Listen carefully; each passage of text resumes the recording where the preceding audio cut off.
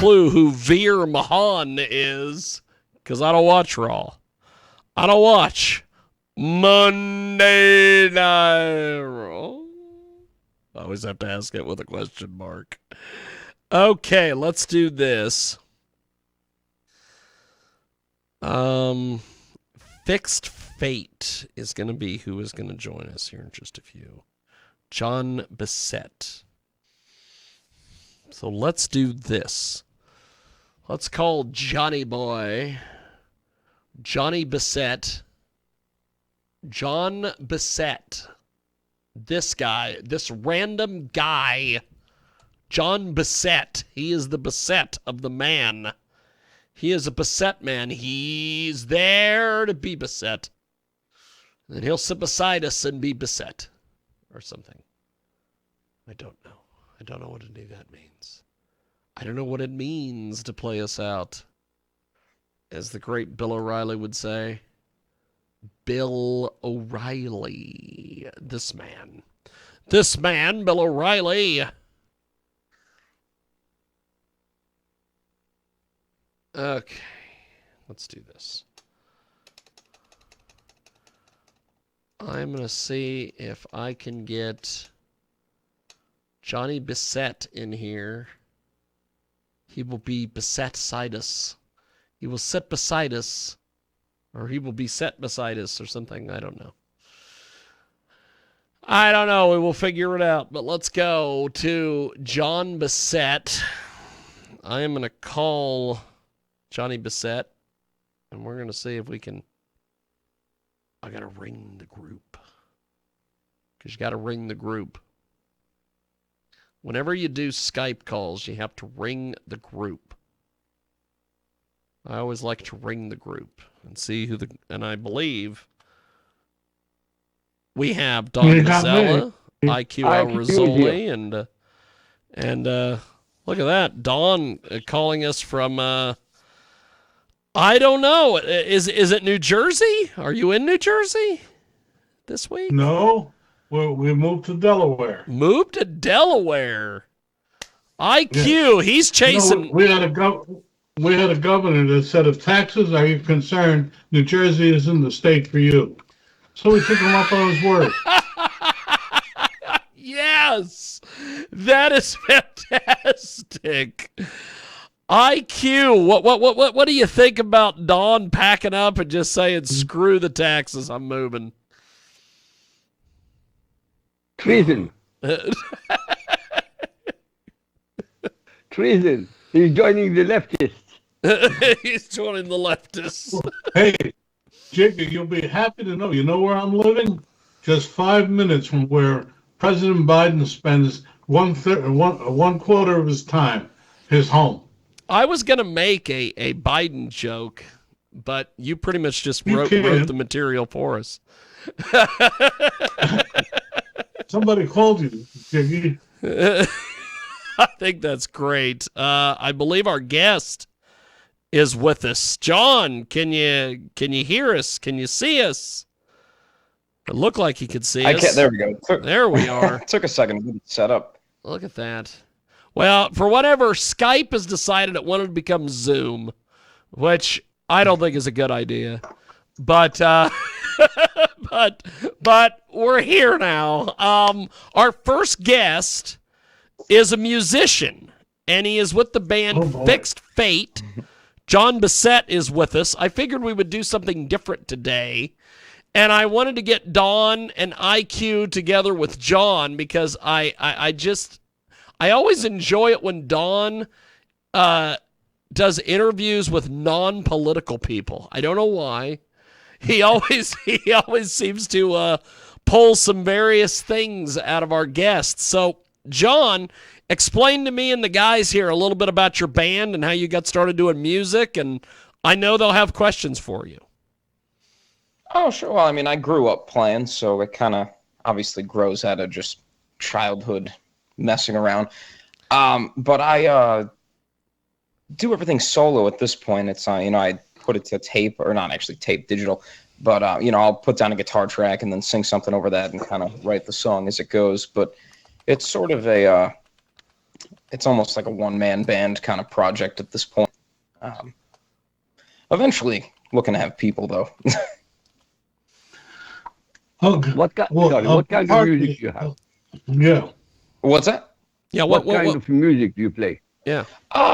I basically just rock. I can do anything from like a soft acoustic song all the way up to something real heavy. Nothing.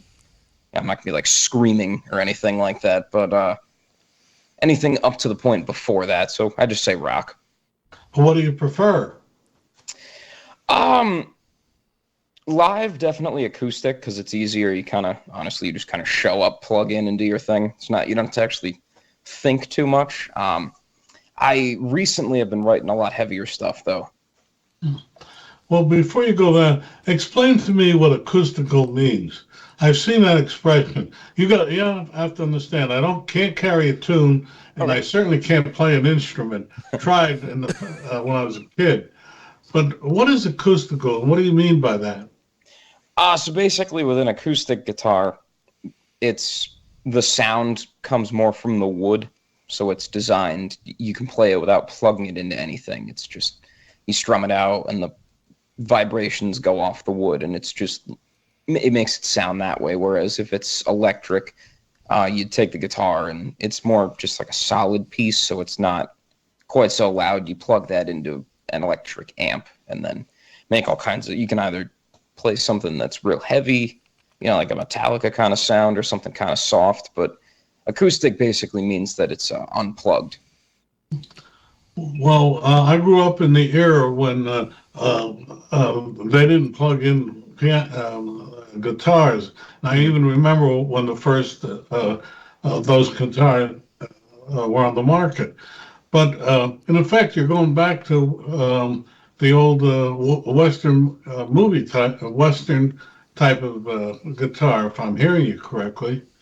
Yeah, it definitely has that overlap. I don't play quite that style. I have a few songs that are almost blues, where it's that sort of older style. But yeah, it's just a little bit different than I guess that I almost think country western when when I hear you describe that. Well, you're close. I mean, who could ever do a better song than "Crazy" by Patsy Cline? Oh, you're a Patsy Cline fan? Oh, absolutely. Anyway, we're talking to our guest. IQ, you want to jump in first, or do you want me to continue? I don't mind if you continue, but I loved James Brown. He was my favorite all the time. You like the R&B? Good God, his music rocks. I mean, really, you have to stand up and go dancing. Oh yeah. Throw that on in the club. But okay, look, since I always look at it from the business point of view, what's your career path? Where do you go from here? Oh, luckily for me, I'm actually a teacher. So I kind of saw that coming when I was about 11 years old, that unless you're in some sort of ridiculous, unique situation, you're really not making a ton of money in this business. So my plan was I'll just write whatever I want and put it out there and go on random shows, talk to people, and if they listen to the music, great, welcome to the party. If not, it's I'm okay with losing a few dollars from the salary to pay to put it out there. Basically, it's a passion project, basically, that if you happen to hit the lottery, then great. Well, how do you put it out there? Actually, there's Middleman Street. I use this website called DistroKid. Basically, you send the files that you recorded and just send the files right to their website with album artwork and stuff like that, and they'll put it on. I think it's pretty much every streaming service, so it's nothing crazy. You basically pick a release date and it'll just release everything for you. Nothing super complicated at this point, which makes me question why people have record labels at this point. I mean, I'm not sure how many people are worried about distribution to a record store when pretty much everything is just online for free at this point. But back up. What's the site for people? And do you actually you pay for it? But can you give us a range of how you pay? I mean, this is fascinating. I'm sure there are people out there that'd love to know more. I use PayPal so that I don't have to actually link anything to. I don't trust computers at all. Neither do we, but that's another story. Like you go to put your credit card into something to buy like shampoo online, and they're like, "Hey, can we save your credit card information forever on this random website?" Like, no, you can't. But so I just use PayPal, and you can link it, and it's almost like a middleman. It's a middleman basically to separate your financial info from. No, I meant how much do you pay for this? How much? Yeah. It's like $20 a year. It's surprisingly cheap. That's not bad. No, they're definitely the cheaper one too. There's a few other ones like CD Baby and I think TuneCore is one of them, and they'll charge like per upload. So if you want to put up, I don't know, 3 singles and an album later in the year, you're gonna pay for each one of those to be up on a yearly basis. But DistroKid just does a flat rate, which is really convenient. That's awesome. Well, okay, saying that, what was the name of your latest album, and how would I or our audience listen to it? So it's called Icarus, like the Greek mythology story. And I couldn't spell it, neither could our audience. You're gonna have to spell it. Yes, you're gonna have to spell Icarus, brother. So I should have thought that one out before the marketing campaign. It's Icarus. And if you go on, it's pretty much on every streaming service. If you go on Spotify, iTunes, that doesn't even exist anymore. Apple Music. If you don't pay for any of that stuff, it should all be on YouTube too. I pretty much try to put it on everything just to have it out there, because it's more about just the idea that you get it out there for people to listen to it. Fixedfate.com has all the songs too. That's the band website. Well, do you get money back if I go on there and, for instance, download the album? Do you get any money for it? It would depend on which website it is. So if you go through Spotify or Apple Music or something like that and just play it once, or I'm not sure if they pay for download. I think it's just the streams. It's like 0.004 of a cent per stream, which sounds like nothing, but if you weren't going to have anybody buy your CDs and then you're kind of convincing them to check the album out for free, it's a little bit easier to build that money up over time. So it surprisingly does eventually pay back if you own the rights to your music outright. Well, how do you copyright your music? How do you make sure that where do you register it, and how do you do it? Well, there's the technical way to do it, and then there's the smart, real right way to do it. Technically, I record all my song ideas on my phone, and it's just let's say I have like a guitar riff, and I just play that into my phone. That'll be recorded, and it'll say recorded Tuesday, July 7th at 5 p.m. And it'll show that timestamp to show that that's when that idea was created. Technically, you own that at that point. The same thing goes for if you put your music out online, you're technically publishing a digital timestamp. But if you really want to be safe about it, you can actually apply. I'm not sure what the official copyright's called. You go through the Library of Congress. It's like an SR copyright or something like that. And you basically say what the name of the song is, who the songwriter is, what the rights are, and they'll file it basically as an official, not even a patent. It's not quite that involved, but you're basically just submitting a piece of paper to the government to have them back you up that you wrote it with a timestamp. IQ, I can go on and on. Do you want to say anything? Well, you are more in tune with this than I am. Yeah, please go on. Well, IQ, it's if you ever heard me sing, it's no IQ tune. But I know this is short, but can you give us a couple of stanzas of one of your songs while we're right here now? Yeah. Oh, put me on the spot here. Well, that's what this program's about. What can I tell you? Didn't Jiggy tell you that when he put you on? No, I didn't get that warning. Let's see. So I gotta pick one here. They all sound so cheesy when they're not backed by loud guitars. Well, can you play one now?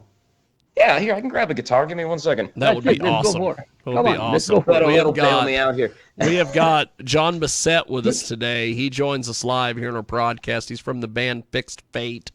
We have Don Mazzella and IQ Rizzoli joining us this week here on AMFM247.com, as well as iHeartRadio and 50-plus AM/FM stations across the country and around the world. And a little bit later on, we are expected to have Tony Lyons with us. And so IQ, are you musically inclined, or do you have no musical bone in your body?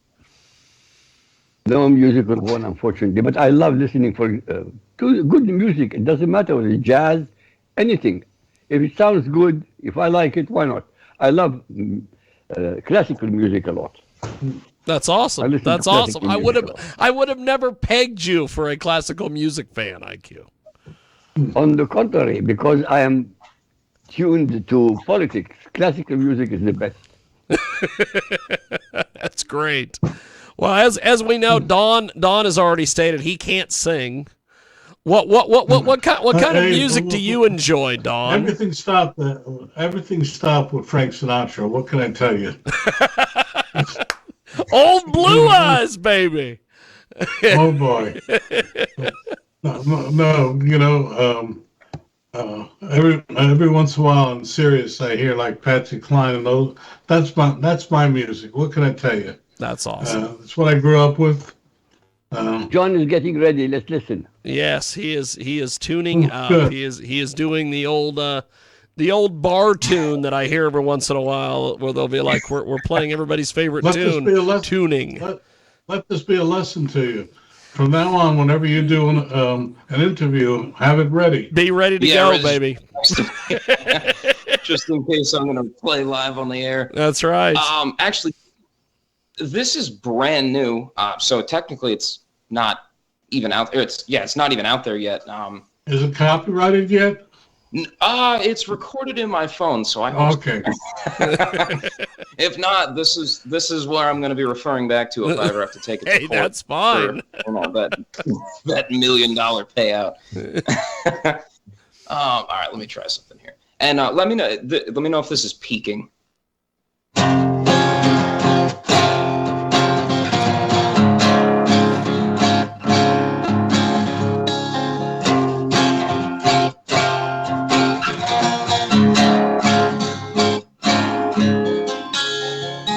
Dreaming of the whispering pines all the time. Too much time on my mind. Seems like everyone can see right through me. Feels like everything just feels false to me. She brings me down, she brings me down. Looking for time to go and make things right. She brings me down, she brings me down. Looking for time to go and fix it all. That's the first section. Pretty darn good. Congratulations. It's not bad at A little all. scratchy. Probably could have warmed up, but But by the way, most probably, if you put it if you do this in a proper setting with synthesizers and everything, most probably would sound much better. Oh yeah, with get it all mic'd up properly. Maybe have like a drum set behind me.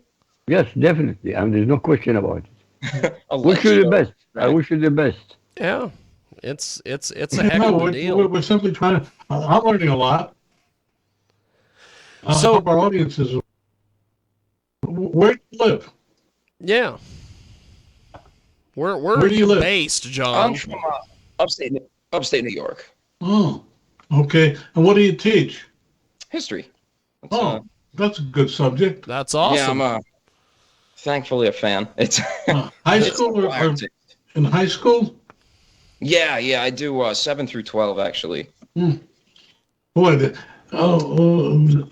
totally separate question. What do you teach at a seventh grade level then to versus a 12th grader? Because their interest in the learning skills are much different.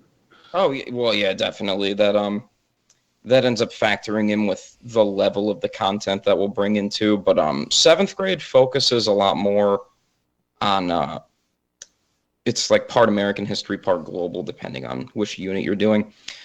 Specifically with 12th grade, they'll do like economics and participation in government, stuff like that. So they're doing a little bit more how to be a citizen almost, as opposed to just sort of getting the baseline where you are in world geography, things like that. Do you still rely on dates as much, or is it a more uh, softer? 1492 versus 1860, etc. It's definitely not the be all end all. I mean, it's broken up into sections. Obviously, like you start covering Yeah. the lead up to the Revolutionary War. You do like the Stamp Act of 1763, stuff like that. But you're not really gonna put a bunch of multiple choice questions on a test. Like, what year did Columbus sail the ocean blue? To just try and trip students up to see if they remember that year. It's more about trying to hammer home why it's important that they're learning about whichever subject you're doing and actually having them pull something out of the content. Do you bring your musical into your classroom? I actually tend to keep it kind of separate. The music thing is definitely, when I go out and play music, a lot of it is let's go to the bar and essentially mess around and yell into a microphone and just have a mini party with 40 people from the local town. And then I go in the next morning as a teacher and I'm trying to dress up in like a tie and have people call me Mister. So it's I haven't really mixed the two in any way. But you don't bring it into the classroom, for instance, to one of the songs of the colonial period, etc.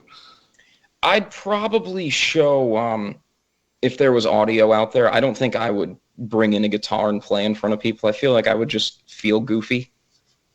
For whatever reason, it would just, I don't know, I'd feel like I was in the Wiggles or something.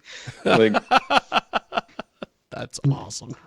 When you teach, when you are teaching, Mhm.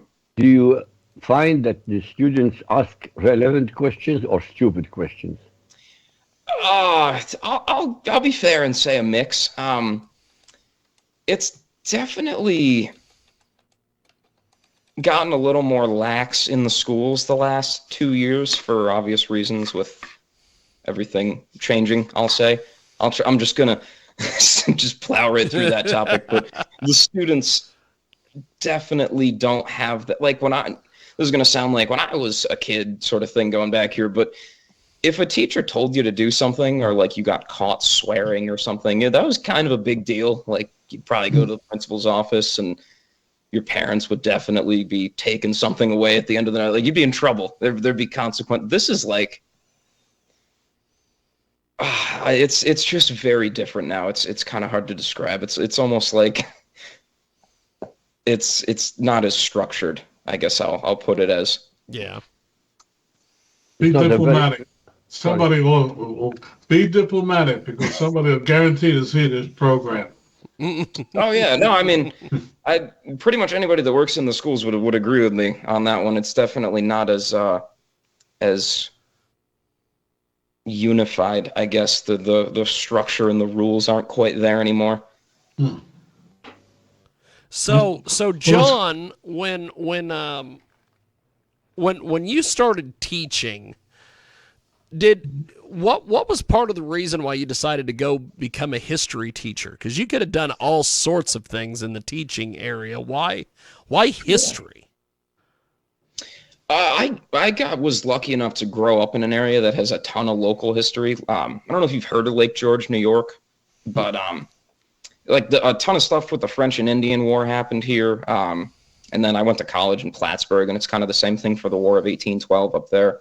But when I was in high school, I think I sat in a class one day with one of my friends, and for whatever reason, we just got really competitive with each other, trying to basically just one-up each other in the class while also messing around and, kind of causing hell for the teacher. But for whatever reason, it almost created this inertia of knowing that, and then I kind of just stuck with it for way too long. Okay.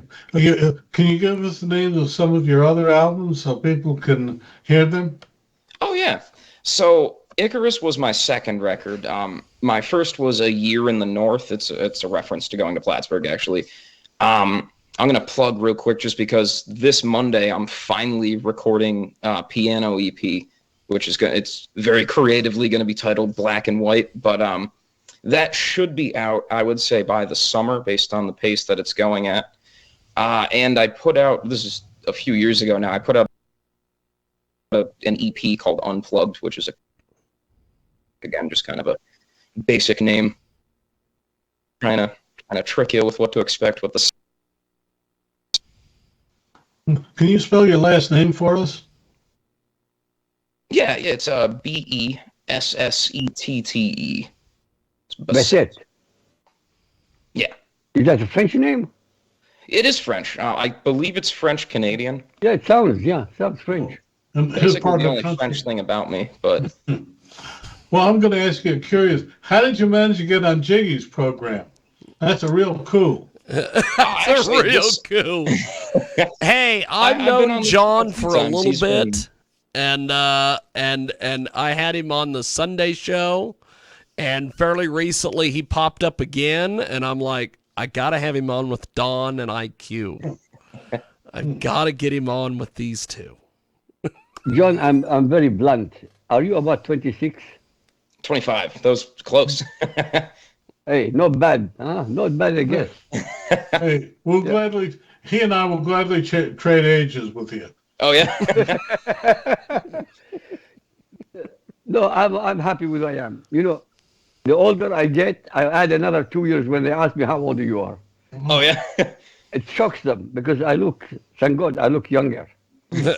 Well, we wouldn't know, Jiggy. No, I know. If I showed you how I look, you'll definitely be very shocked. I tell you the truth. You'll be very shocked. I love history, by the way. I mean, to me, I love. I mean, I know history of literally of almost most of the nations in Asia and Europe. Oh, nice. Yeah, I find history an extremely educating entity. Mm-hmm. If you study history, you don't repeat the same mistakes. Oh, 100%.